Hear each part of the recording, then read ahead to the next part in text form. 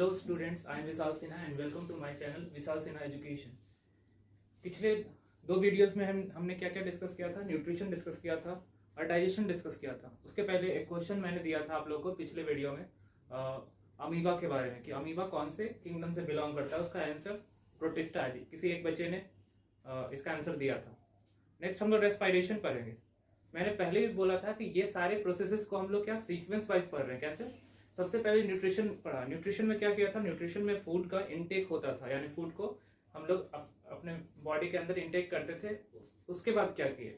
उसके बाद उस फूड में से कार्बोहाइड्रेट, प्रोटीन और फैट, उसका डाइजेशन में ब्रेक डाउन किया गया, यानी उसको छोटे छोटे पार्ट में तोड़ा गया।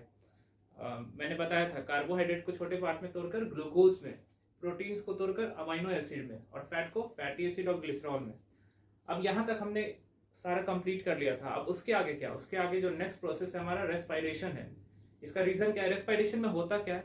रेस्पिरेशन समझ लो कि वो ग्लूकोज, वो अमाइनो एसिड, वो फैटी एसिड और ग्लिसरॉल, उन मॉलिक्यूल्स को तोड़ना, उसके बॉन्ड से एनर्जी रिलीज करना और उस एनर्जी का यूज करना, इट्स कॉल्ड रेस्पिरेशन। यानी रेस्पिरेशन को कंबशन से कंपेयर कर सकते हैं। कैसे? कंबशन में क्या होता था? कंबशन में जब कोई फ्लेम जलती थी, उस फ्लेम में ऑक्सीजन की रिक्वायरमेंट होती थी। मान लो मैंने एक कैंडल जलाया, वो कैंडल जल रहा है, ठीक है। अगर किसी ग्लास से उस कैंडल को ढक दिया तो क्या होगा? उसका जो फ्लेम होगा वो उसकी फ्लेम बुझ जाएगी। क्यों? क्योंकि उसको ऑक्सीजन सप्लाई उसमें बंद हो जाएगा। तो रेस्पिरेशन भी वैसा ही है। रेस्पिरेशन भी हमारे जो ग्लूकोज, अमाइनो एसिड, जो भी मॉलिक्यूल्स हो, उनको जलाया जाता है, यानी उनको ब्रेक डाउन किया जाता है। उनको उनके बॉन्ड्स को तोड़ के ऑक्सीजन के प्रेजेंस में एनर्जी रिलीज कराई जाती है और इसी को रेस्पिरेशन कहते हैं। रेस्पिरेशन एंड ब्रीदिंग, ये दोनों वर्ड्स के बीच में बहुत सारे बच्चे कंफ्यूज होते हैं। बहुत बच्चे इन दोनों वर्ड्स को सेम समझते हैं कि रेस्पिरेशन और ब्रीदिंग एक ही है, लेकिन इसमें फर्क है। ब्रीदिंग क्या है? ब्रीदिंग यानी किसी ऑक्सीजन को अपने बॉडी के अंदर लेना और CO2 को रिलीज कर देना। इस प्रोसेस को ब्रीदिंग कहते हैं। ह्यूमन के अंदर, हमारे ह्यूमन बॉडी के अंदर जो ब्रीदिंग रेट है एक एडल्ट पर्सन की, वो 16 टाइम्स पर मिनट, यानी 1 मिनट में 16 बार कोई इंसान ब्रीथ करता है। तो ब्रीदिंग और रेस्पिरेशन क्या है? रेस्पिरेशन यानी ऑक्सीजन को लेना, वो ऑक्सीजन को सेल तक पहुंचना, एल्वेलाई तक पहुंचना, उस सेल से CO2 का रिलीज होना, वो CO2 लंग्स तक पहुंचना, लंग्स से फिर CO2 का रिलीज होना, बॉडी से बाहर रिलीज हो जाना। इस पूरे प्रोसेस को रेस्पिरेशन कहेंगे। यानी रेस्पिरेशन एक बड़ा प्रोसेस है और ब्रीदिंग उसका छोटा प्रोसेस, ऐसे कह सकते हैं। रेस्पिरेशन की डेफिनेशन मैंने लिख रखा है इसमें। रेस्पिरेशन क्या है? Respiration is the biochemical process, यानी एक बायोकेमिकल, बायो मतलब मैंने बताया था लिविंग, और केमिकल यानी इसमें लिविंग बॉडी के अंदर कुछ केमिकल प्रोसेसेस चलते हैं, इसलिए इसको बायोकेमिकल प्रोसेस कहा गया है। In which the cells of an organism obtain energy, इसमें बॉडी के सेल्स क्या होते हैं? एनर्जी को ऑब्टेन करते हैं। कैसे? ऑक्सीजन और ग्लूकोज को कंबाइन करके, resulting in the release of CO2, water and ATP, यानी कार्बन डाइऑक्साइड को, वाटर को और ATP को रिलीज करते हुए। यानी ये रिएक्शन है। याद करो रिएक्शन, याद करो फोटोसिंथेसिस रिएक्शन को। उस रिएक्शन में CO2 और वाटर को मिक्स करके ग्लूकोज बनाया जा रहा था, यानी वो कह सकते हैं कि वो एक एनाबॉलिक प्रोसेस था, यानी दो मॉलिक्यूल्स मिलकर कुछ बन रहे थे। और रेस्पिरेशन एक कैटाबॉलिक प्रोसेस है। यहाँ एक मॉलिक्यूल टूटता है, कैटाबॉलिक, कैटा मतलब काट देना, यानी किसी मॉलिक्यूल को तोड़ देना और एनर्जी का रिलीज कर देना, ये रेस्पिरेशन है। और ATP का फुल फॉर्म शायद आपने 9th में पढ़ा होगा। ATP का फुल फॉर्म एडिनोसिन ट्राइफॉस्फेट, इसको एनर्जी करेंसी भी कही जाती है। यानी अगर हमें कुछ भी खरीदना हो उसके लिए पैसे देने पड़ते हैं, वैसे बॉडी में कहीं भी एनर्जी की जरूरत हो तो वहां कौन जाएगा? ATP जाएगा, और यही ATP एनर्जी की रिक्वायरमेंट को कंप्लीट करेगा बॉडी के अंदर। रेस्पिरेशन जनरली 2 टाइप का होता है। ऐसे सोचने में ये लगता है कि रेस्पिरेशन हमेशा ऑक्सीजन के प्रेजेंस में होता है, लेकिन ऐसा नहीं है। ऑक्सीजन के एब्सेंस में भी रेस्पिरेशन हो सकता है। एक क्वेश्चन इस वीडियो के लास्ट तक मैं बताऊंगा। रेस्पिरेशन क्या, ह्यूमन के अंदर कौन सा रेस्पिरेशन होता है? ऑक्सीजन के प्रेजेंस में हम लोग रेस्पायर करते हैं कि ऑक्सीजन के एब्सेंस में, या फिर दोनों में? अगर दोनों में तो क्या? इस क्वेश्चन को अभी आप सोचो, मैं इस वीडियो के लास्ट में इसका आंसर बताऊंगा, तब तक बने रहेंगे यहाँ। 2 टाइप का respiration, aerobic respiration and anaerobic respiration. पहले बोला था कि नाम में सब कुछ छुपा है। एरोबिक में मतलब air, aerobic dance, aerial dance सुना होगा वैसे ही। एरोबिक यानी एयर, यानी ऑक्सीजन के प्रेजेंस में अगर रेस्पिरेशन हो रहा है तो वो एरोबिक रेस्पिरेशन, और ए या एन लग जाना जिसका मतलब नॉट, पहले बताया था मैंने बायो में। तो एनएरोबिक यानी जिस ऑक्सीजन के एब्सेंस में जो रेस्पिरेशन हो रहा है उसको एनएरोबिक रेस्पिरेशन कहते हैं। फर्स्ट पॉइंट वही है, ऑक्सीजन के प्रेजेंस में, ऑक्सीजन के एब्सेंस में। सेकंड क्या है? एरोबिक रेस्पिरेशन अच्छा है या एनएरोबिक रेस्पिरेशन अच्छा है? Aerobic respiration. क्यों? क्योंकि एरोबिक रेस्पिरेशन में अगर कोई ग्लूकोज मॉलिक्यूल को ब्रेक होना है तो वो बहुत अच्छे से उसका ऑक्सीडेशन होगा, यानी हर एक ग्लूकोज का जो बॉन्ड होगा वो ब्रेक होगा और उससे एनर्जी रिलीज होगी। उसको, इस वर्ड को कहते हैं कंप्लीट कंबशन ऑफ ग्लूकोज, यानी ग्लूकोज का कंप्लीट कंबशन हो जाना या ऑक्सीडेशन हो जाना, टोटली ऑक्सीडाइज हो जाता है। लेकिन एनारोबिक रेस्पिरेशन में पार्शियल कंबशन होता है, यानी ग्लूकोज मॉलिक्यूल टोटली CO2 में नहीं टूटते। यानी अगर C6H12O6 6 CO2 में टूट जाए तो इसको कहेंगे कंप्लीट कंबशन, यानी 6 कार्बन था और 6 CO2 बन गया। अगर ये ना हो कि कोई मॉलिक्यूल लैक्टिक एसिड बन जाए, इथेनोइक एसिड बन जाए, जो 2 कार्बन 3 कार्बन के होते हैं, तो वहां उसको कहेंगे पार्शियल कंबशन, यानी टोटली ये ग्लूकोज CO2 में चेंज नहीं हुआ है। आगे रिएक्शन में दिखाऊंगा आपको। इन प्रोडक्ट, इसमें हमेशा इन प्रोडक्ट CO2 और वाटर बनता है। अभी भी मैंने बताया था कि रेस्पिरेशन CO2 वाटर, लेकिन एनारोबिक रेस्पिरेशन में हमेशा वो चीज नहीं होती है। इसमें इथाइल अल्कोहल बन सकता है और लैक्टिक एसिड बन सकता है CO2 के साथ। इसमें एरोबिक रेस्पिरेशन में एनर्जी का रिलीज ज्यादा होता है और एनारोबिक में कम, यानी कौन अच्छा? Aerobic respiration. नेक्स्ट है, एरोबिक रेस्पिरेशन प्लांट्स में होता है और एनिमल्स में होता है, और एनारोबिक ईस्ट और बैक्टीरिया ज्यादा फेमस है, लेकिन ऑल्सो इन ह्यूमंस, कुछ कंडीशन के अंदर ह्यूमंस के अंदर भी होता है, मैं बताऊंगा इसके बारे में। तो यही था हमारा difference between aerobic respiration and anaerobic respiration. ये एक लाइन डायग्राम आपके एनसीईआरटी बुक के अंदर दी गई है। अगर देखें, इसमें रेस्पिरेशन कोई एक स्टेप का प्रोसेस नहीं है। जैसे मैंने अभी बोला था कि ग्लूकोज टूट जाएगा किसमें? CO2 में। ग्लूकोज का ब्रेकडाउन CO2 में हो जाएगा। अगर ये टोटली हो गया तो इसको कंप्लीट कंबशन कहेंगे, लेकिन ऐसा नहीं होता है। ये जो कंबशन होता है, ये जो ब्रेकडाउन होता है, स्टेप बाय स्टेप होता है। तो इस लाइन डायग्राम में देख सकते हैं, ग्लूकोज का अगर फॉर्मूला देखें तो क्या था? C6H12O6, यानी ग्लूकोज के अंदर 6 कार्बन होते हैं। तो ये 6 कार्बन का मॉलिक्यूल है। तो 6 कार्बन का मॉलिक्यूल क्या होता है? साइटोप्लाज्म के अंदर चेंज हो जाता है किसमें? पाइरुवेट में, या इसको पाइरुविक एसिड भी कहा जाएगा। यानी एक ग्लूकोज मॉलिक्यूल आधा आधा हो गया, 3 कार्बन के मॉलिक्यूल में टूट गया। तो पाइरुवेट कितने कार्बन का? 3 कार्बन का। और जब ब्रेकडाउन हुआ है, एक ही बार ब्रेकडाउन हुआ है लेकिन हुआ है, तो ये एनर्जी का रिलीज होगा, एनर्जी ATP के फॉर्म में। अब ये पाइरुवेट या पाइरुविक एसिड क्या होता है? अगर एनारोबिक हो रहा है, यानी बिना ऑक्सीजन के हो रहा है, ऑक्सीजन के एब्सेंस में अगर ये प्रोसेस हो रहा है, तो ये ब्रेकडाउन होकर इथेनॉल बनाएगा, CO2 बनाएगा और एनर्जी रिलीज करेगा। और ये एग्जांपल है ईस्ट में। यहाँ अगर आप ध्यान दो, 3 कार्बन मॉलिक्यूल से 2 कार्बन मॉलिक्यूल में ये पाइरुवेट टूट गया, साथ में एक CO2 रिलीज हुआ। तो यहाँ टोटली कंबशन नहीं हुआ, टोटल कंबशन नहीं हुआ इस ग्लूकोज मॉलिक्यूल का। ये ग्लूकोज मॉलिक्यूल टूटता टूटता 2 ही कार्बन का मॉलिक्यूल लास्ट में बना दिया। और मैंने बोला था जब सारे के सारे CO2 में ही चेंज हो जाएंगे, कार्बन के जो ग्लूकोज के जो कार्बन आइटम्स है, तभी जाकर हम लोग कंप्लीट कंबशन मानेंगे। तो ये जनरली इस प्रोसेस को फर्मेंटेशन भी कहा जाता है। नेक्स्ट है, हम लोग के कंडीशन में भी एनारोबिक रेस्पिरेशन होता है। मैंने भी क्वेश्चन किया था कि दोनों टाइप का रेस्पिरेशन होता है या नहीं होता।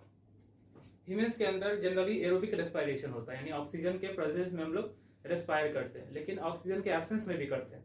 जब बॉडी में एनर्जी की रिक्वायरमेंट हो, मान लो कि आप भागते भागते आज के टाइम में स्कूल गए, स्कूल पहुंचते हैं, आपके बॉडी की कंडीशन क्या होती है? आपके बॉडी में बहुत सारा पेन होना स्टार्ट हो जाता है, जनरली लेग्स में, पैर में। इसका रीजन क्या है? क्योंकि हमको लगातार दौड़ने के लिए, एक्टिविटी परफॉर्म करने के लिए ऑक्सीजन की रिक्वायरमेंट होती है। जैसे जैसे हम लोग ऑक्सीजन ले रहे हैं, ऑक्सीजन की बॉडी में कमी हो गई और बॉडी को और ज्यादा दौड़ना है, तो बॉडी को और ज्यादा काम करना है, उस कंडीशन में बॉडी को और ज्यादा एनर्जी चाहिए। तो एनर्जी चाहने के लिए ऑक्सीजन चाहिए था, लेकिन ऑक्सीजन तो खत्म हो गया। तो इस कंडीशन में क्या होता है? बॉडी के अंदर ग्लूकोज मॉलिक्यूल पार्शियल कंबशन करना स्टार्ट हो जाती है, यानी टोटली नहीं ब्रेक डाउन होता है। तो ये जनरली हमारे मसल्स के अंदर होता है और इसीलिए मसल्स के अंदर पेन होना स्टार्ट हो जाता है, क्योंकि वहां लैक्टिक एसिड का फॉर्मेशन हो जाता है, यानी लैक ऑफ ऑक्सीजन, ऑक्सीजन की कमी के कारण। तो ये भी एनारोबिक ही हो गया। ये पाइरुवेट 3 कार्बन मॉलिक्यूल 3 कार्बन में टूट जाएगा और कुछ एनर्जी रिलीज करेगा। ये हमारे मसल सेल्स में होता है और ये डायरेक्ट ग्लूकोज से लैक्टिक एसिड में टूटेगा। नेक्स्ट है एरोबिक रेस्पिरेशन, जो हम लोग पढ़ने वाले हैं अच्छे से। इसमें प्रेजेंस ऑफ ऑक्सीजन, यानी ऑक्सीजन के प्रेजेंस में होगा और इसमें पाइरुवेट कार्बन मॉलिक्यूल में टूट जाएंगे, यानी ये 3 कार्बन का है तो यानी 3 CO2 यहाँ होगा, वाटर रिलीज होगा और एनर्जी रिलीज होगी। इस डायग्राम में याद रखना है कि सबसे ज्यादा जो एनर्जी रिलीज होती है वो किस में? वो इस प्रोसेस में, ग्लूकोज से इस CO2 में चेंज हो जाना, यानी जो माइटोकॉन्ड्रिया के अंदर जो प्रोसेस हो रहा है। तो हमारे बॉडी के अंदर जो ऑक्सीजन हम लोग लेते हैं वो जनरली माइटोकॉन्ड्रिया के अंदर जाकर एटीपी फॉर्मेशन करता है, तो सबसे ज्यादा एनर्जी यही रिलीज होती है। नेक्स्ट, एक फर्स्ट प्रोसेस है ग्लाइकोलाइसिस, यानी अगर रेस्पिरेशन आप हायर क्लासेस में जाओगे पढ़ने तो वहाँ ग्लाइकोलाइसिस नाम का एक बहुत कॉम्प्लेक्स प्रोसेस आता है, लेकिन यहाँ सिंपल ही समझना। ग्लाइकोलाइसिस क्या होता है, दुनिया के जितने भी ऑर्गेनिज्म है, चाहे वो छोटे यूनिसेलर से लेके ह्यूज मल्टीसेलर ऑर्गेनिज्म हो गए, सबके अंदर एक प्रोसेस कॉमन है, क्या? ग्लाइकोलाइसिस। ग्लाइकोलाइसिस क्या होता है, यहाँ से यहाँ पहुंचना, इस प्रोसेस को ग्लाइकोलाइसिस कहते हैं, यानी ग्लूकोज का पायरुवेट में टूट जाना, इस प्रोसेस को ग्लाइकोलाइसिस कहते हैं। तो मैंने लिखा है first and common step for all living organism in glycolysis, breakdown of 6 carbon molecule glucose into 3 carbon molecule pyruvate या पायरुविक एसिड, दोनों नाम से कहा जा सकता है।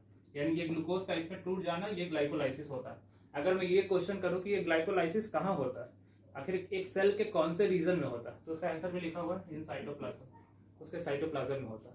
बाकी ये सारे प्रोसेसेस साइटोप्लाज्म के ही अंदर होते हैं, और लेकिन ये माइटोकॉन्ड्रिया के अंदर यानी एक ऑर्गेनेल के अंदर होता है। जैसा कि मैंने अभी बोला था कि जब ये ग्लूकोज मॉलिक्यूल टूटते हैं तो उस बॉन्ड के टूटने से एनर्जी रिलीज होती है। ये एनर्जी रिलीज होगी तो ये इमीडिएटली कहीं ना कहीं स्टोर होगी, बॉडी में स्टोरेज करना बहुत इंपॉर्टेंट है, तो ये स्टोर होगी एटीपी मॉलिक्यूल फॉर्मेशन करके, यानी वो एनर्जी इस मॉलिक्यूल के अंदर स्टोर होकर रह गई। अब बॉडी में जहां जहां किसी एक्टिविटी को परफॉर्म करने के लिए एनर्जी की जरूरत है, यानी मैं बोल रहा हूँ यहाँ भी एनर्जी का यूज हो रहा है, तो मेरे बोलने पे भी एटीपी मॉलिक्यूल का ब्रेकडाउन हो रहा है, और वो ब्रेकडाउन के बाद मुझे एनर्जी मिल रही है ताकि मैं बोल पाऊँ और आपको बता पाऊँ। तो इस चीज को याद रखना है कि तुरंत ये एटीपी फॉर्मेशन होता है ताकि एनर्जी स्टोर हो पाए, और बाद में जहां जहां यूज हो वो एटीपी का ब्रेकडाउन होगा और यूज हो जाएगा। यानी बॉडी में एटीपी का फुल फॉर्म मैंने बोला था एडिनोसिन ट्राइफॉस्फेट, और जब अगर एक फास्फोरस हटा देंगे तो डाई हो जाएगा, तो यानी इसका मतलब एडिनोसिन डाइफॉस्फेट। ये क्या होता है, ये फास्फोरस के साथ ऐड हो जाता है। कैसे? जब ग्लूकोज का ब्रेकडाउन हो गया ऑक्सीजन के प्रेजेंस में, तो उस बॉन्ड के टूटने के कारण एनर्जी जो रिलीज हुई, वो एनर्जी का यूज करके ये दोनों मॉलिक्यूल ऐड हो जाएंगे और एडीपी से एटीपी चेंज हो जाएगा एटीपी में, यानी एडेनोसिन ट्राइफॉस्फेट। और ये क्या होगा, जब यूज होगा तो ये जब बॉडी में एनर्जी की रिक्वायरमेंट होगी तो ये एटीपी का यूज होना स्टार्ट हो जाएगा। इस चीज को याद रखेंगे। एक दो क्वेश्चन और है जो कि बात करेंगे। अब जो हमारे नेक्स्ट है वो है ह्यूमन रेस्पिरेटरी सिस्टम, यानी ह्यूमंस में रेस्पिरेटरी सिस्टम कैसा है, हमारा कितना कॉम्प्लेक्स है। अलग अलग ऑर्गेनिज्म में अलग अलग तरीके का रेस्पिरेटरी सिस्टम होता है। ये डिपेंड करता है कि वो ऑर्गेनिज्म कितना ज्यादा कॉम्प्लेक्स है। अगर कोई सिंपल ऑर्गेनिज्म यानी जनरली अर्थवर्म को ले लें तो वो रेस्पिरेशन जनरली स्किन से ही करता है। स्किन से करने वाले और भी बैक्टीरिया भी अपने सरफेस एरिया से ही रेस्पिरेशन करते हैं। दुनिया में ज्यादातर जो छोटे ऑर्गेनिज्म है वो अपने बॉडी से ही रेस्पिरेशन कर लेते हैं, यानी ऑक्सीजन डायरेक्ट बॉडी में आएगी और अंदर डिफ्यूज होकर चली जाएगी और CO2 डायरेक्ट रिलीज हो जाएगा। लेकिन हम लोग ऐसा क्यों नहीं करते? ये बहुत अच्छा क्वेश्चन है, वो मैं बताऊंगा धीरे धीरे। नेक्स्ट, रेस्पिरेटरी ऑर्गन अलग अलग ऑर्गेनिज्म में अलग अलग तरह के, कहीं स्किन रेस्पिरेशन में हेल्प कर रहा है, कहीं गिल्स कर रहा है, कहीं कहीं बक्कोफेरेंजियल कैविटी भी करता है, जो फ्रॉग में होता है उसका इस रीजन है बक्कोफेरेंजियल कैविटी। कहीं लंग्स कर रहा है, हमारा लंग्स रेस्पिरेशन करने में हेल्प कौन कर रहा है, हमें वो लंग्स कर रहा है। हमारा स्किन का कोई रोल नहीं है रेस्पिरेशन में, तो इस चीज को याद रखेंगे। नेक्स्ट स्टार्ट करते हैं human respiratory system. Human respiratory system, इस सिस्टम में एक एक करके देखेंगे सारे ऑर्गन्स को। जिस तरीके से इंस्पायरेशन और एक्सपायरेशन होता है हम लोग के बॉडी में, उसी दौरान देखते हैं। इंस्पायरेशन यानी ऑक्सीजन का इनटेक करना, ऑक्सीजन की एंट्री, उसी एंट्री के हिसाब से इन सारे ऑर्गन्स को एक एक करके देखते चलते हैं। सबसे पहले फर्स्ट अगर ऑक्सीजन की एंट्री होनी है, सबसे पहले नेजल पैसेज से होगा या फिर नोज भी कह सकते हैं। उस रीजन से फिर ये एयर फैरिंक्स तक पहुंचेगा, फैरिंक्स से यहाँ इस लैरिंक्स के अंदर यहाँ एक टर्म लिखा हुआ है एपिग्लॉटिस। एपिग्लॉटिस क्या है? एपिग्लॉटिस एक फ्लैप लाइक स्ट्रक्चर है जो कि कवर करता है इस विंड पाइप को। इस विंड पाइप को कवर करता है। क्यों करता है? यानी जब हम लोग फूड को इंटेक करते हैं, फूड के सोलोइंग के टाइम में फूड की एंट्री गलती से इसमें ना हो जाए, इस चीज को बचने के लिए, इस चीज को प्रिवेंट करता है ये एपिग्लॉटिस। ये इसकी एंट्री को ब्लॉक करेगा, इसलिए फूड सीधे फूड पाइप में ही जाएगा, इसके अंदर नहीं जाएगा। नेक्स्ट है लैरिंक्स, इसको साउंड बॉक्स भी कहा जाता है, यहीं से साउंड का प्रोडक्शन होता है। उसके नीचे देख रहे हैं ट्रैकिया, इसको ट्रैकिया कहा जाता है। ट्रैकिया, ट्रैकिया के अंदर C shaped incomplete cartilaginous rings, इनको क्या कहा जाता है? ये जो सर्कल सर्कल मैंने बना रखा है इसके अंदर इनकम्प्लीट कार्टिलेजिनस रिंग। कार्टिलेज क्या होते हैं? ये कार्टिलेज क्या होते हैं? ये होमवर्क आपके लिए, आप कमेंट्स में बताओगे व्हाट इज कार्टिलेज। क्लास 9 में आपने शायद पढ़ा होगा। बस याद रखना कि ये फ्लेक्सिबल बोन होते हैं कार्टिलेज। ये कार्टिलेज क्या होते हैं? इनकम्प्लीट होते हैं। मान लो एयर की एंट्री हो रही है और एयर का यहाँ से निकलना एग्जिट हो रहा है, ये लगातार इसके अंदर कॉन्ट्रैक्शन रिलैक्सेशन होता है, किसके अंदर, ट्रैकिया के अंदर, यानी पूरी तरीके से ये कोलैप्स ना हो, इस चीज से बचने के लिए इनकम्प्लीट रिंग्स है इसके अंदर। जैसे मान लो ये ट्रैकिया कोलैप्स होना चाह रहा है, तो ये इनकम्प्लीट कार्टिलेजिनस रिंग्स क्या करेंगे, इसको इसी टर्म तक फिक्स कर देंगे, इसी रीजन तक, यानी इससे ज्यादा ये कोलैप्स नहीं हो सकता, क्योंकि इससे ज्यादा अगर हो गया तो ये टोटली ब्लॉक हो जाएगा, जिससे फिर हमारी लाइफ में खतरा है, हमारी लाइफ पर।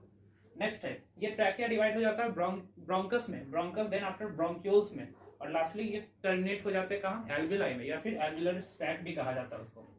यहाँ एक ऑर्गन्स मैंने बना रखा है diaphragm, left lungs, right lung. Left lung generally 3 part में डिवाइड होता है, 3 लोब्स होते हैं और इसके 2 लोब्स होते हैं। लेफ्ट लंग जो होता है वो थोड़ा सा साइज में छोटा होता है अगर कंपेयर करें राइट लंग के। इसके बीच में हर्ट भी है, सच में हर्ट का पोजीशन ऐसा ही होता है, इसलिए मैंने बना रखा है। इस रीजन को कहा जाता है कार्डियक नॉच। कार्डियक नॉच यानी ये लंग्स क्या है, ये लंग्स में थोड़ा सा रीजन कम है जिसके अंदर हर्ट दबा पड़ा है, और लेफ्ट के टुवर्ड्स क्या है, टिल्टेड है। नेक्स्ट, डायफ्राम का बहुत मेन रोल प्ले होता है रिब्स का भी इस ब्रीदिंग में। जैसे मैकेनिज्म ऑफ ब्रीदिंग हम लोग देखते हैं पहले। मैकेनिज्म ऑफ ब्रीदिंग क्या है, when we breathe air in, उसके पहले आप प्रेशर और वॉल्यूम में एक रिलेशन समझ लो, pressure volume. Pressure inversely proportional होता है वॉल्यूम के। अगर वॉल्यूम इंक्रीज हो रहा है तो प्रेशर क्या होगा, डिक्रीज हो रहा होगा। अगर वॉल्यूम डिक्रीज हो रहा है तो प्रेशर इंक्रीज होगा। एक पिचकारी का एग्जांपल समझते हैं इस प्रेशर और वॉल्यूम के रिलेशन को जानने के लिए। अगर एक पिचकारी में रंग भरा हुआ है तो उस रंग को अगर किसी के ऊपर डाल रहे हैं तो क्या करते हैं, उसको दबाते हैं। दबाने का मतलब उसके अंदर प्रेशर को बढ़ा रहे हैं, प्रेशर बढ़ा रहे हैं यानी वॉल्यूम घटा रहे हैं। वॉल्यूम घटा रहे हैं तो प्रेशर बढ़ेगा उसके अंदर, और ये प्रेशर बढ़ने के कारण वो पानी दूर तक जाता है उसके अंदर से। सेम कंडीशन लंग्स के अंदर भी है। लंग्स में अगर इनहेल करते हैं एयर को तो उस दौरान क्या होता है, इनहेल करने के दौरान ये डायफ्राम का जो शेप है, इसको डोम शेप कहा जाता है, ये फ्लैट हो जाता है और ये रिब्स ऊपर की तरफ मूव हो जाता है। इससे क्या होता है, लंग्स का एरिया इंक्रीज हो जाता है। लंग्स का एरिया इंक्रीज होने से प्रेशर अंदर का डिक्रीज होगा, क्योंकि वॉल्यूम इंक्रीज कर रहा है, प्रेशर डिक्रीज होगा, घटेगा, और बाहर का प्रेशर ऑटोमेटिकली क्या होगा, ज्यादा हो जाएगा। उस रीजन के कारण बाहर का एयर अंदर एंटर करेगा, किसके अंदर, लंग्स के अंदर। अंदर के प्रेशर को कहा जाता है इंट्रा पल्मोनरी प्रेशर। इस चीज को ध्यान में देंगे आप। Intra pulmonary pressure is lower than atmospheric pressure, ऐसा कह सकते हैं। फिर जब CO2 का रिलीज करना होगा उस दौरान क्या होता है, हम लोग ब्रीथ आउट करते हैं, उस दौरान ये वॉल्यूम क्या होता है, डिक्रीज होता है। वॉल्यूम डिक्रीज होगा तो फिर से ये जो फ्लैट हो गया था जो डायफ्राम, वो फिर से डोम शेप्ड हो जाएगा, फिर से अपने पोजीशन में आ जाएगा, और वो रिब्स भी अपने पोजीशन में आ जाएगा, डाउन आ जाएगा, और इस वॉल्यूम लंग्स का वॉल्यूम डिक्रीज होगा। अगर वॉल्यूम डिक्रीज कर गया तो प्रेशर क्या होना है, इंक्रीज करना, बढ़ेगा, यूनिवर्सली प्रोपोर्शनल। अभी बताया मैंने, अंदर का प्रेशर अगर बढ़ गया, इंट्रा पल्मोनरी प्रेशर बढ़ गया, तो ये अंदर का एयर बाहर की तरफ रिलीज हो जाएगा, यानी CO2, उसी एयर के बारे में बात कर रहा हूं मैं। तो यहाँ ध्यान देना, मैंने मैकेनिज्म लिखा रखा है, जो चीजें मैंने बोली है वही चीज इसमें लिखा हुआ है। कुछ चीजें और जानिए, आखिर डिफ्यूजन कहाँ होता है, ये गैसेस पहुंचता कहाँ है। तो ये गैस ट्रैकिया, ब्रोंक्यूल्स और लास्ट में एल्वेलाई या एल्विलर सैक, यहाँ इस रीजन में पहुंचता है। अगर एल्वेलाई को देखे तो एल्वेलाई कुछ ऐसा दिखेगा, इस बैग लाइक स्ट्रक्चर को, और इससे क्या होते हैं, बहुत सारे ब्लड वेसल्स पास होते हैं, बहुत सारे ब्लड वेसल्स पास होते हैं। अगर मान लो कि मैंने ऑक्सीजन लिया इसके अंदर, तो ये ऑक्सीजन इस एल्वेलाई के अंदर पहुंचेगा और डिफ्यूज हो जाएगा, किसके अंदर, ब्लड वेसल्स के अंदर, यानी ब्लड के अंदर। और जो ब्लड के थ्रू CO2 जो वेस्ट गैस है उसको रिलीज होना है, वो ब्लड वेसल से होते हुए इस लंग्स तक पहुंच जाएगा और बाहर रिलीज हो जाएगा। तो डिफ्यूजन ऑफ गैसेस कहाँ परफॉर्म होता है, एल्वेलाई तक। तो इस चीज को याद रखना है। दूसरा, यहाँ बाइंडिंग समझना। ऑक्सीजन जनरली क्या होता है, ऑक्सीजन को आप एक पैसेंजर की तरह इमेजिन कर सकते हो, और हमारा रेड ब्लड सेल यानी RBC उसको एक ऑटो की तरह। क्या होता है, ये ऐसा ऑटो है जो सिर्फ 4 पैसेंजर को बैठाता है, यानी अगर बॉडी में एक RBC है, वो एक RBC 4 ऑक्सीजन के मॉलिक्यूल को ट्रेवल करवाएगी। तो वो ऑक्सीजन मॉलिक्यूल बाइंड करता है RBC से। और ऑक्सीजन RBC से क्यों बाइंड करता है, क्योंकि RBC के अंदर एक पिगमेंट है, क्या, हीमोग्लोबिन। हीमोग्लोबिन पिगमेंट इस ऑक्सीजन के साथ बाइंड करके अलग अलग टिश्यू, अलग अलग ऑर्गन तक ले जाता है। वहीं अगर CO2, अगर उस टिश्यू, उस सेल से CO2 का रिलीज होना है, वो रिलीज होगा, और वो RBC के साथ बाइंड नहीं करेगा, वो CO2 प्लाज्मा के साथ डिसॉल्व हो जाएगा। प्लाज्मा आपको याद होगा, 9th में पढ़ा होगा, यानी लिक्विड स्टेट ऑफ ब्लड को प्लाज्मा कहा जाता है। यानी सारे सेल्स को निकाल दे ब्लड के, तो वो जो लिक्विड बचेगा उसमें उसको प्लाज्मा कहेंगे। तो उस प्लाज्मा में CO2 डिसॉल्व होकर एल्वेलाई तक पहुंचता है। इसका रीजन क्या है, क्योंकि CO2 is more soluble than oxygen, it can easily dissolve into plasma.